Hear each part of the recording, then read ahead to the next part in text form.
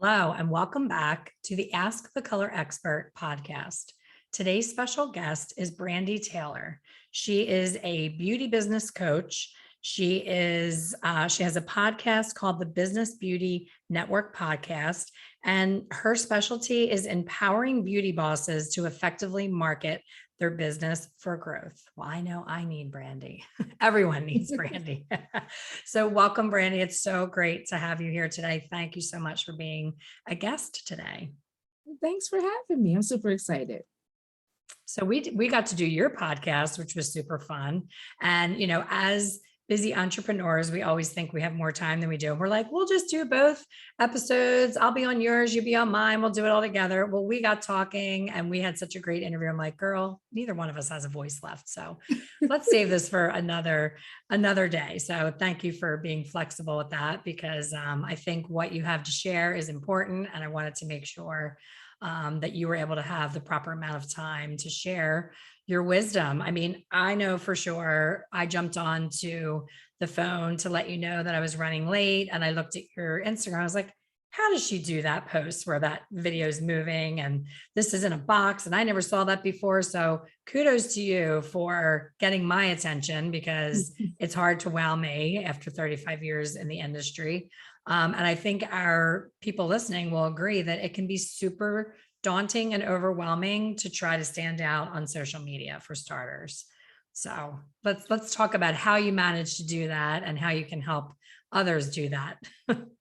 Yeah, I think standing out is easy if you think about it, because what makes you stand out is you. Like, that's what separates you from everybody else is you.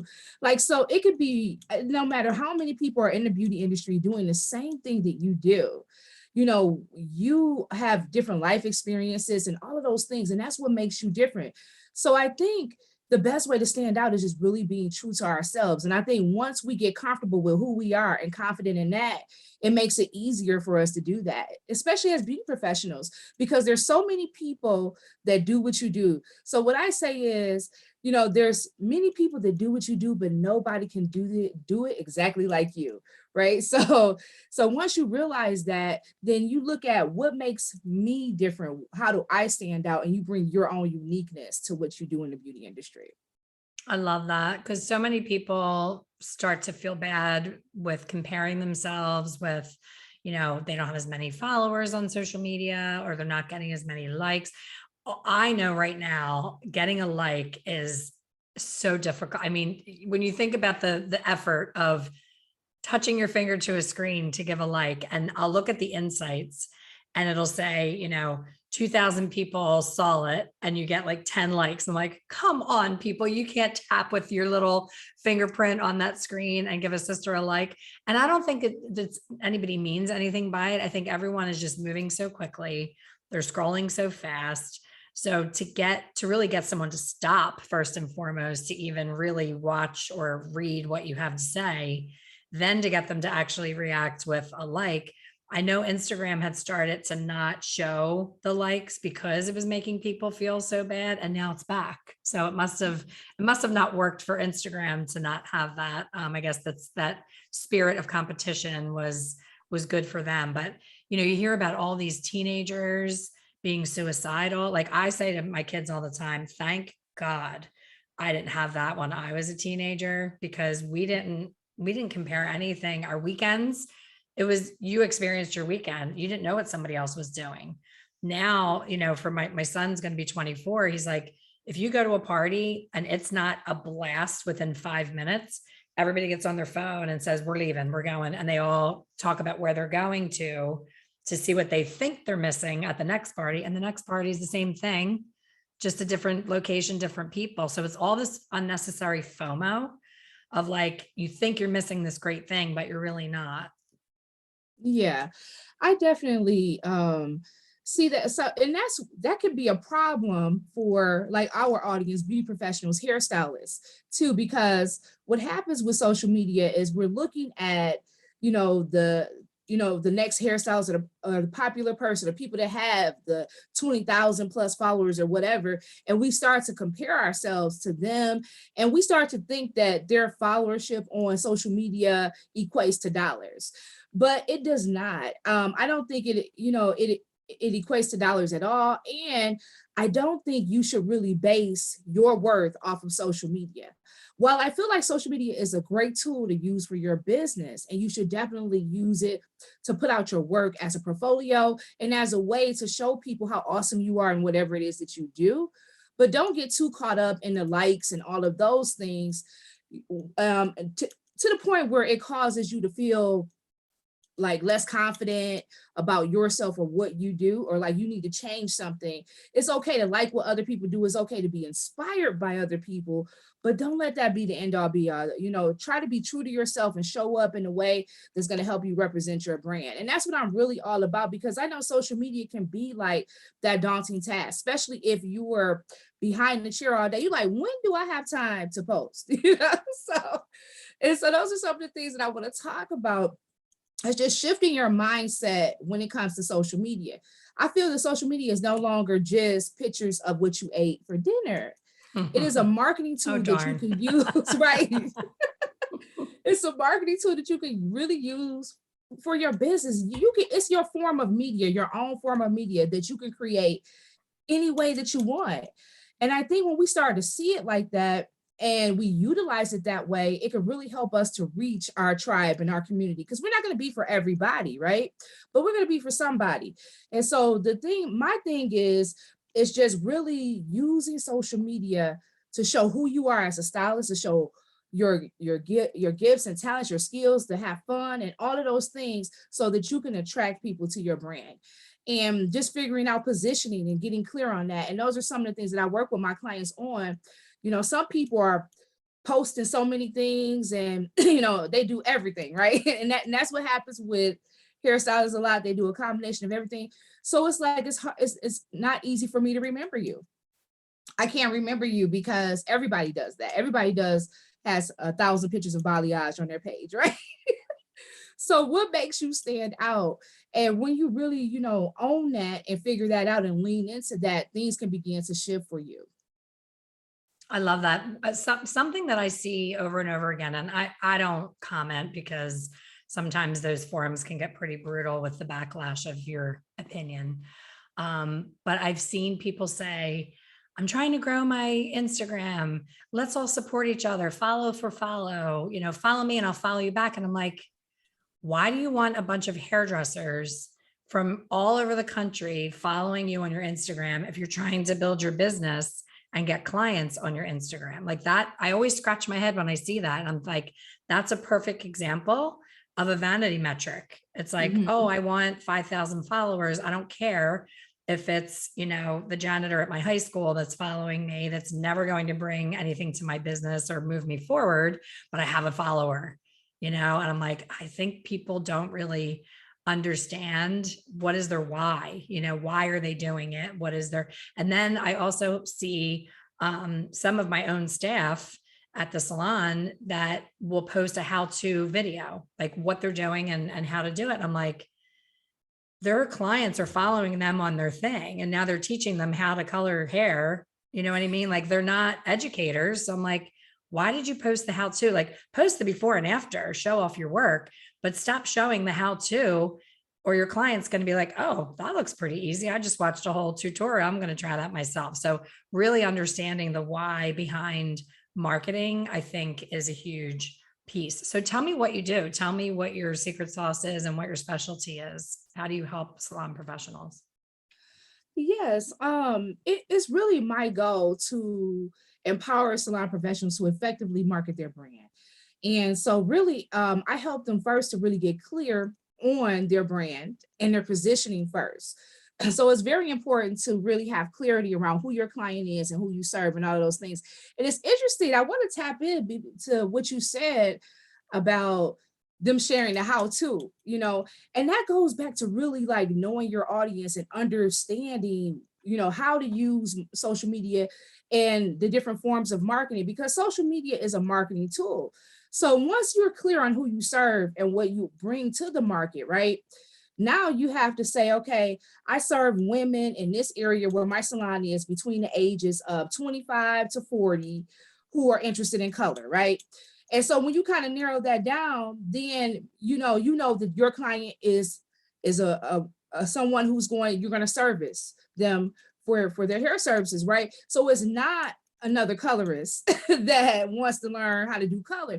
So you would not put the how to. Now you may can share snippets of what the process is like in a salon, so there's different ways to do that. You don't want to give all, like, you put this on first and you paint this here and you put, you don't want to give them all of that. They're not professionals and you want them to come to you for the service, but you can kind of invite them into your world.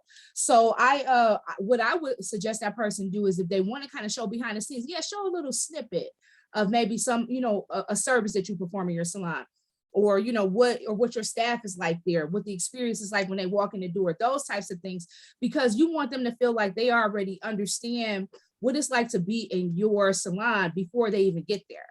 So that's something that you need to do, and that's why it's important to be clear on why we're posting, not just to be posted because they say, well, they say you should do this, so I'm gonna just show them a how to and post more and mix it up.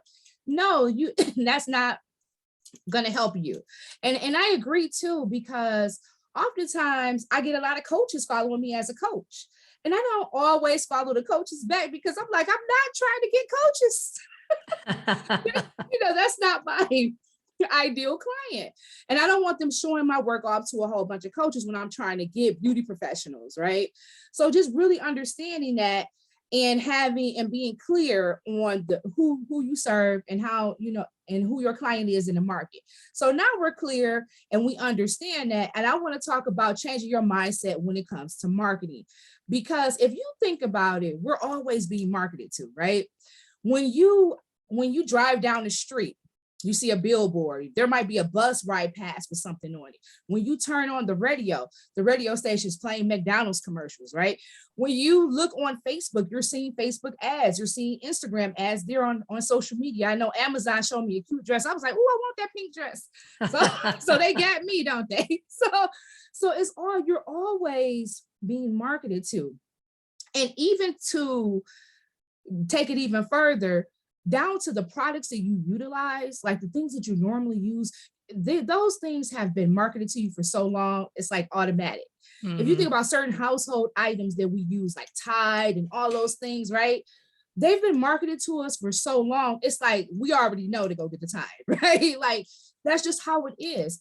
And when we realize that we're always being influenced by something, and we're always being marketed to, even in a magazine, like if you look in Vogue, they're going to be like a lipstick ad, right, from Fenty or something, right? So there's everywhere, it's everywhere.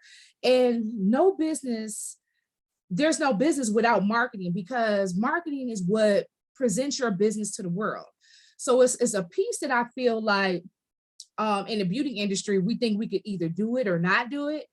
But no, it's very important. As a business owner, you need to find ways to stay in front of your clients or potential clients consistently, so that you're top of mind.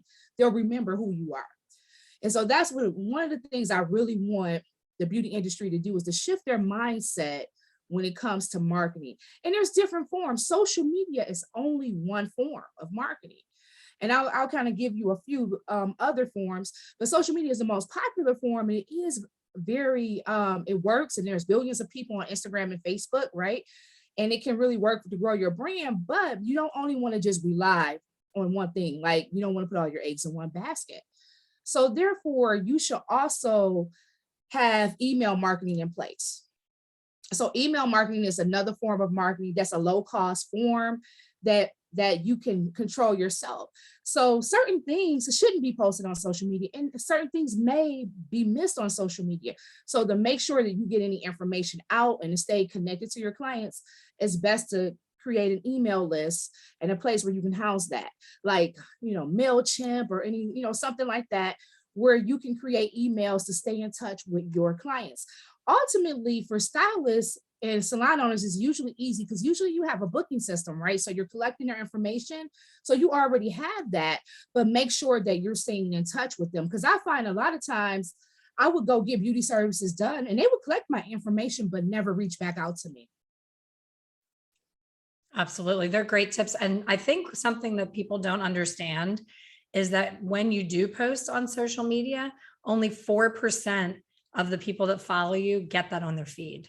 When I first started doing Instagram, I would get mad at some of my girlfriends because I would say, that was a great picture. Why didn't she like that? I assumed that she saw it.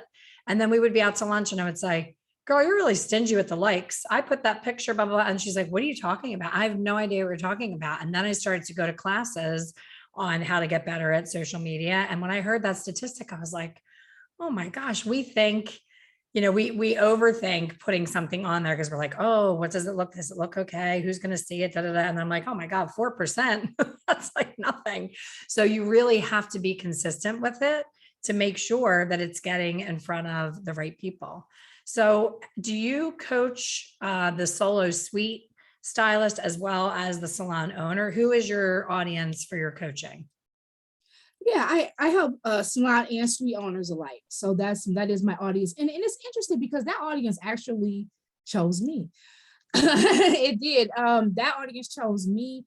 I am, an esthetician, and I did lashes and makeup for years.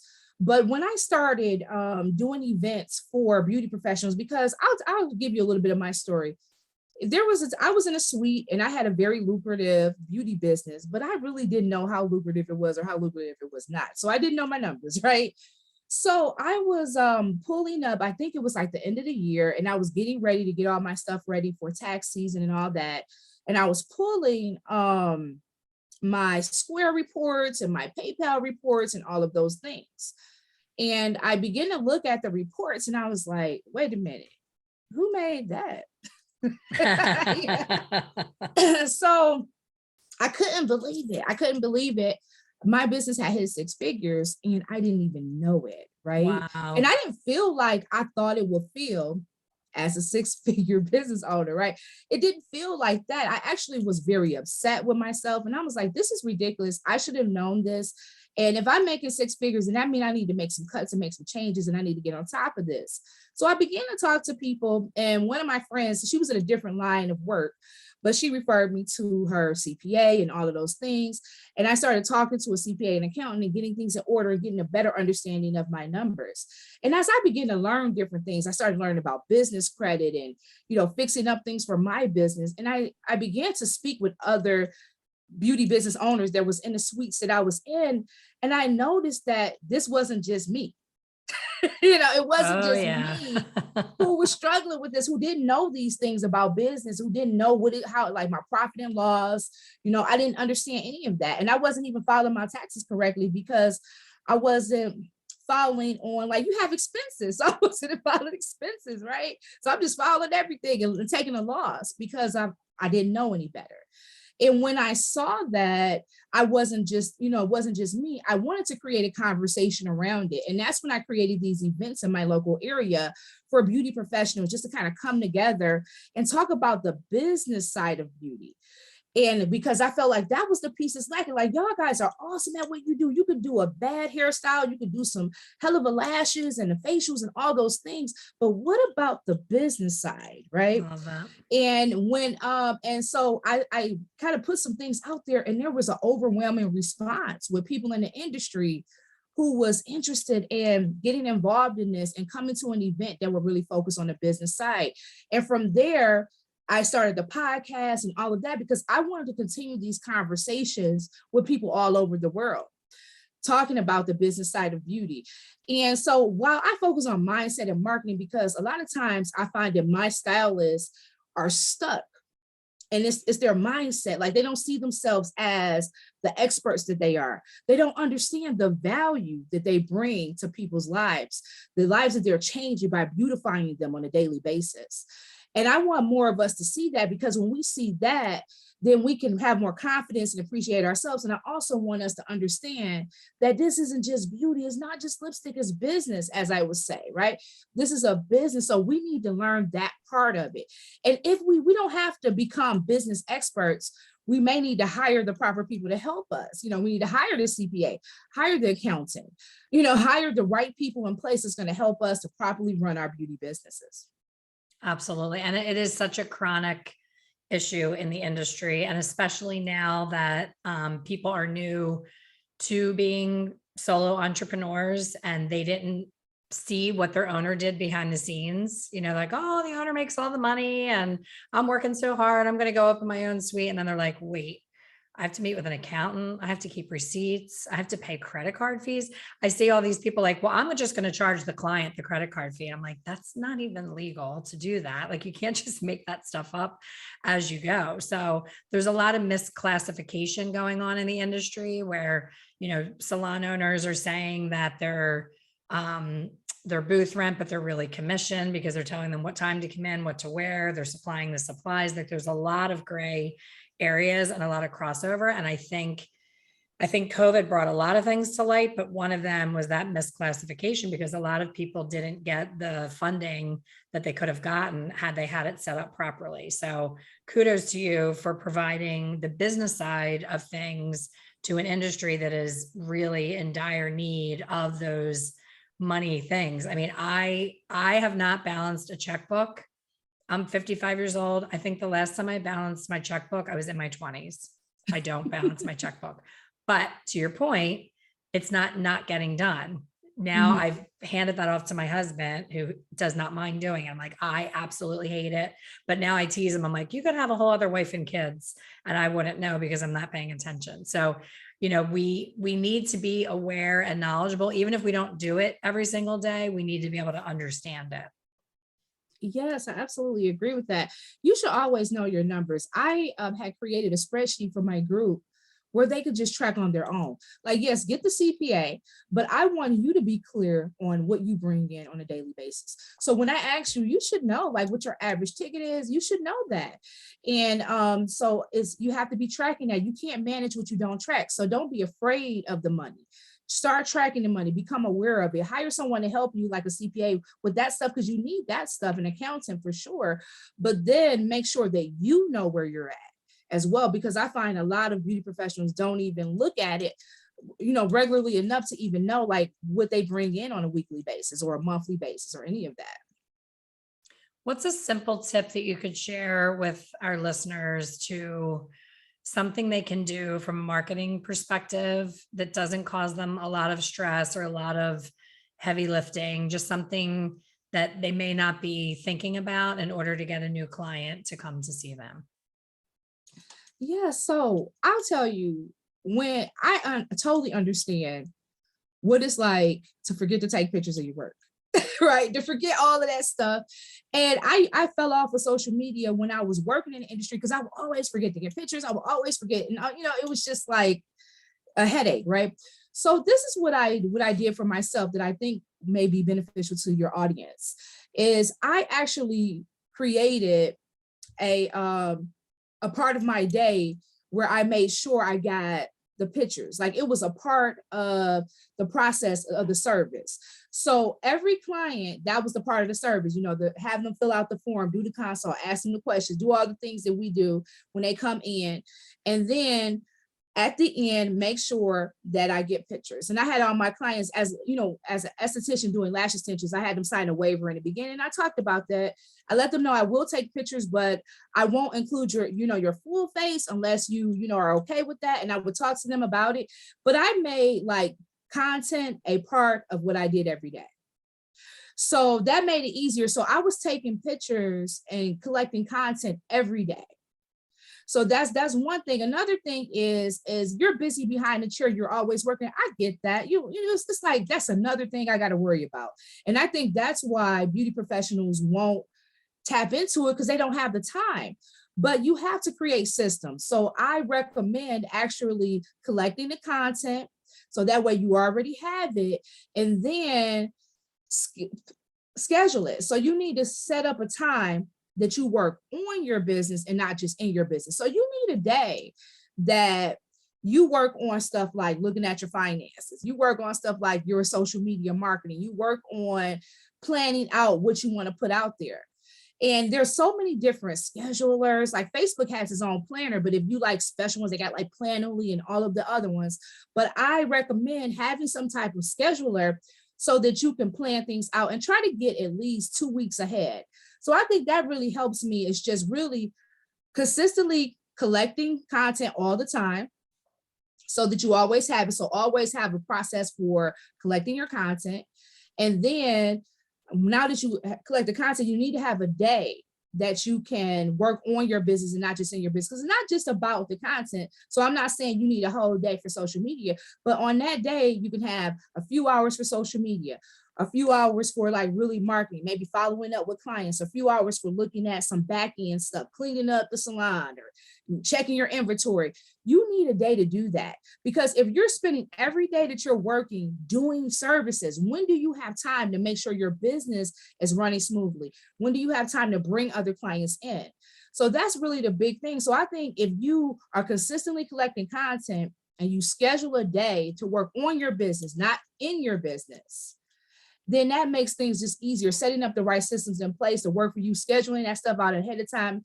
Nobody has time to sit up there. If you have to schedule it every day or post it every day yourself, It's then that's overwhelming. going to not get done or make it harder for you. So if you schedule it, then it makes life easier. Even with reels, like as you're collecting video content, you could create the reels and draft them. So you have those in a draft on your phone, so you can post that quickly. And maybe you could have a day, maybe a day that you can post your reels because you have more time, or set a certain time that you engage as well. And that's another thing too. You want to make sure you take time to engage with people. And I think stylists miss out on that as well. So that's where it comes in. You might want to hire somebody. You might want to have an assistant handle the social media or handle gathering the content. You may not want to do that yourself, but it has to be done. So find a way to collect your content, a system so that you can schedule it out and have a day dedicated to working on your business and not just in it. I'm exhausted just thinking about it all. Back in the day when I was starting out, all you had to do was be good at hair. You didn't even really have to have a great outgoing personality. Like back in the 80s, it was just like you just showed up at work and you were booked. Then the 90s got a little bit more sparse. And then once the 2000s hit, it's like you have to be a photographer, a videographer, an editor, a social media expert. When you just said, make a reel, put it in a draft, like you're saying it like no big deal. For me to create a reel, if you could see it, if you could be a fly watching me try to do a reel, my kids are like, give me the phone. Dear Lord, I'm a one finger texter. So I'm like pushing the letters with one finger and they're like, this is painful to watch. So I think speaking for my demographic, we grow up with our clients, right? So my clients, when I was in my 20s, my clients were 30 to 50. Then when I was in my 30s, my clients were 40 to 60. Like they keep moving up as I'm moving up.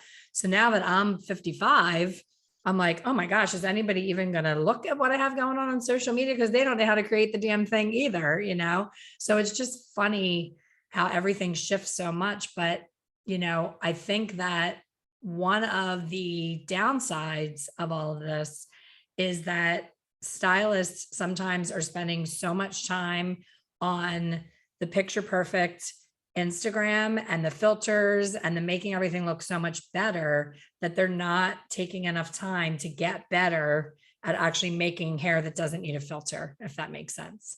They're bypassing the education in hair color and cutting and styling and all the things because they're like, oh, I'll just part the hair and put clips behind it and make it look giant on Instagram and everybody will think it's fabulous. But that client has to leave that salon, go home and see themselves and be wowed enough to come back.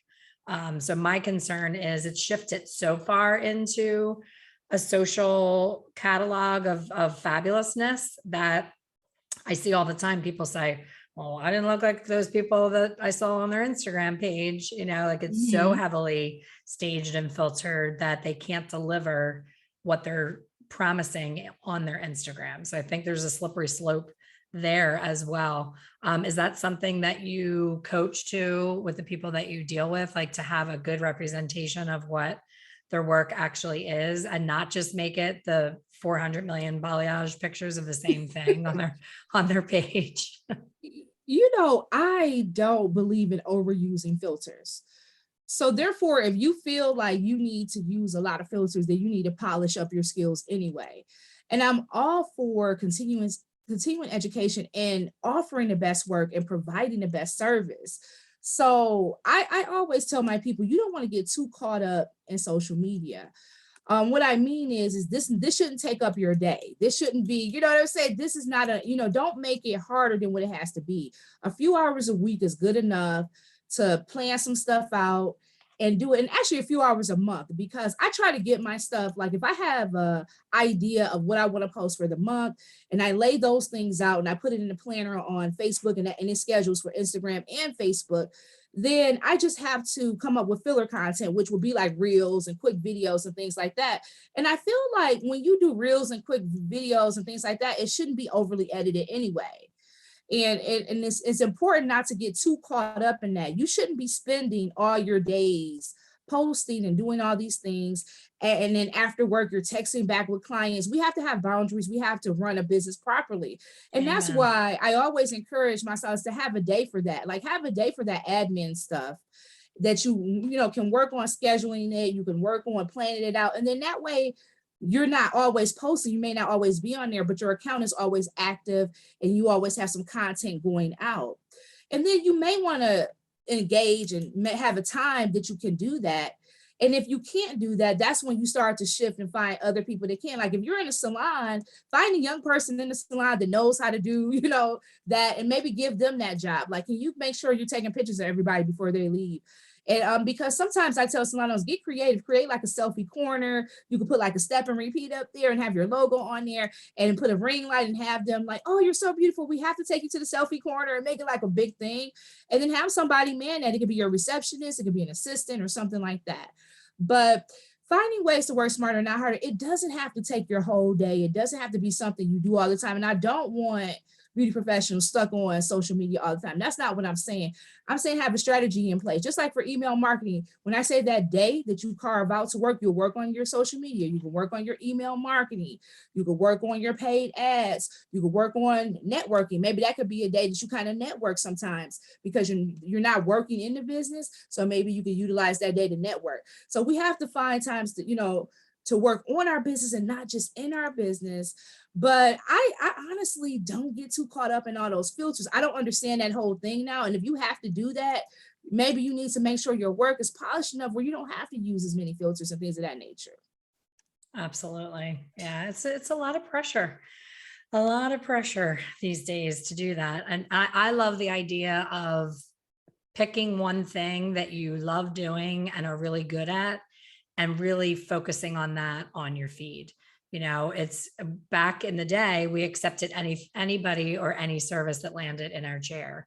And the beauty of, modern technology and all of these things is you really can attract your ideal client by showing more of that on your feed. Mm-hmm. I'm not going to have a feed with a bunch of 2-year-old hairy taffy haircuts. I don't want little Johnny coming for his hairy taffy haircut. So I wouldn't put that on my feed. So being intentional about what you put. And like you said in the beginning, not just your steak dinner from last night that was beautiful, but it has nothing to do with hair, is important for sure. Yeah. And what I say with that is I always tell my clients that you need to post more of what you want to attract. Going back to what you said, like you need to put out there more of what you want to attract. I would talk to people who, I specialize in short hair. I really want to do short hair, but when I go to their page, there's no short hair on the page. So it's like, wait a minute, you specialize in short hair. Where's the short hair? Or you specialize in color. Where's the color? Like I see everything but that on your page. So you're not really giving me an indicator that that's what you specialize in. And so I absolutely agree with that. So you lead with and you post more of what you want to attract. And then it doesn't have to just be like, say, if you want to attract more color clients, you just post all just color, but you can get creative with it. You can have fun with it. You can kind of educate the clients on how to maintain in between. You can show you can show the process without giving away too much of it, right? So you kind of show the process of it without giving away too much and create some interest there. But definitely, I agree with that wholeheartedly. You should be leading with more of what you want to attract. And I think people miss that point. They say they do one thing, but does your profile reflect that? Does your website reflect that? A lot of times it doesn't. And that's a marketing issue because people are confused. They don't really know exactly what you do. Speaking of which, when you talked about the profile, I can't tell you how many businesses I'm scrolling on. Usually I spend more time on Facebook. I'm scrolling and I see something on there that interests me and I cannot find out what state they're in. Like, is it in Florida? Is it in my neighborhood? Is it something that I can, it'll be like girls night, get together, da, da, da, da, da. And I'm like, oh, and I see the date and I see all the information. I'm like, where is it? So many people get so caught up in the beauty and the aesthetic of the page that they don't even put where they are. And if I hear about Brandi Taylor on Instagram and I go on Instagram, I'm like, oh, I want her to do my hair, but I can't find out what state she's in. So for starters, where are you? Make that part of your profile. Let them know what you do and where you are. Because if I live in Philadelphia, I'm not going to try to schedule with someone who lives in Atlanta, Georgia. So Exactly. it's sometimes it's like the simplest things that are overlooked. And then people say social media doesn't work. I don't get any clients from social media. I'm like, okay, you're doing something wrong. Right, right. I absolutely agree with you. And that is key because I always look at that. I'm actually looking for a stylist that it's a particular service that everyone doesn't offer. And she's a natural hairstylist. And so when I'm looking, I do look like where are they located? And many of them do have it in there, but a lot of people do not. And that makes it more difficult. So you're trying to figure out like, okay, where is she at? Is she in my area or is she not? You're like, don't make it hard for people to find you, to book you, any of that. You want to make sure the booking process is seamless. Like, so I encourage stylists and beauty professionals in general to go through the process yourself and see what it's like to book you. Look at your social media from a standpoint of somebody that wants to, patronize your services. Okay, I'm looking to go to this salon. I'm looking to go to this stylist. Look at it from that standpoint. Is it attractive to you? Is it distracting? Do you have the proper information there? Is it clear on how to book you? I still to this day see people who don't have booking links there. I still see that. And I'm like, okay, or DM to book, seriously? Like if you're busy doing hair all day, how do you have time to be checking DMs? Exactly. And no longer taking new clients. That's one that drives Oh, me yes. crazy. No, yeah, in all caps, okay? Yes, All, all caps. all caps. Can you hear me in the back? Yes. No longer taking and no DMs and all of this. And I understand sometimes things that people do can be frustrating and sometimes people don't read and things like that. But I say do everything that you can. I want you to spend money with me. So I'm going to do everything I can to make the process easy and smooth, to make it clear so you can understand how to book. If I have to explain it out like I would a preschooler, then I'm going to do that because it's business, right? So stop, yelling at people about that and make the process easier. Do anything that you can to simplify booking with you, to simplify that decision. Should I book her? Should I go to that salon? Make that easy. And then another thing with marketing, it's not just social media, because we talked a lot about social media, but there's different ways. Like we need to find, like, I remember everywhere I went, I would network. So I would go and I would meet people and engage with people. And if I had great conversations with women, I would take their card and to give them mine. And then when I came home within 48 hours of attending that event, I would send an email like, hey, I'm Brandi Taylor. I have a studio here, and these are the services that we offer. And I provide services for weddings and different things like that. So if you ever need someone, let me know. And then that was it. And I would just send that with a little information about what I did in the email. And you would be surprised how many times something would happen and people would be like, oh my God, my cousin's getting married and she needs somebody to do the lashes and the makeup and the lady canceled. And I would get people like that, or people that say, I have an event coming up and I need my makeup done. Is that something you offer? And it would be sometimes months later, weeks later, years later, where people would go back to that email and actually contact me. So it was always interesting how people sleep on the networking piece, like really getting out there, connected with people, join different groups of women. Like I would join moms groups and different things like that. I'm a mom, I'm a woman. I would network with other female entrepreneurs, not just beauty people, but just really getting out there. And I would tell everybody like, hey, I'm a beauty professional. I offer these types of services and this is what I can do. And that's how I introduce myself. So people always thought of me as the expert or the beauty person, the go-to person. And I would, get a lot of people calling me and coming back for that. And so that's really, there's power in networking. And I have a marketing guide. I'm going to share the link with you, a free marketing guide. But I talk about the different forms because there's more than one way. It's not just social media, and it's not just social media, it's not just email, it's not just networking, it's all of those things. It's being very strategic about positioning your brand and positioning yourself as the expert and planting little seeds here and there, because you never know when one's going to sprout. So you consistently plant little seeds, and that's marketing. I love that. So simple. It can just be so simple, and we make it so much more complicated than it needs to be. So you said you were going to share a guide of some sort. Is that something that's easy to remember that we can say on the podcast, or do you want it in the show notes? What's easier? You could I'll give it to you to put in the show notes, but just go to IamBrandyTaylor.com and you can download the free resources. Just click free resources and you will be able to get the guide. And as I am, a Brandy is with an I. Everybody wants I was just going to say, Brandy's with an I. An I. My mom left that Y off, so I got the I. Brandy with an I. I love it. So much great information, Brandi. Really, thank you so much for sharing. And it's such a pleasure having you. I also did not get a chance to mention that Brandi is one of our mentors in the Hairstylist Ultimate Mentorship Program. So I'm excited to be working along with her, helping other stylists to be mentored and have a sense of community with people like us that have been in the industry a really long time. And we're happy to share our trials and tribulations with others that, you know, we can avoid all that for you by learning from our mistakes and what we have done right and done not so right. So thank you so much for being here. Brandi shared her website with you. Make sure you reach out to her. We'll put the giveaway in the show notes so that you can stay in touch with her. And it's been an absolute pleasure. Thank you so much for being here today. Thanks for having me. Thank you all for listening, and we will see you on the next one.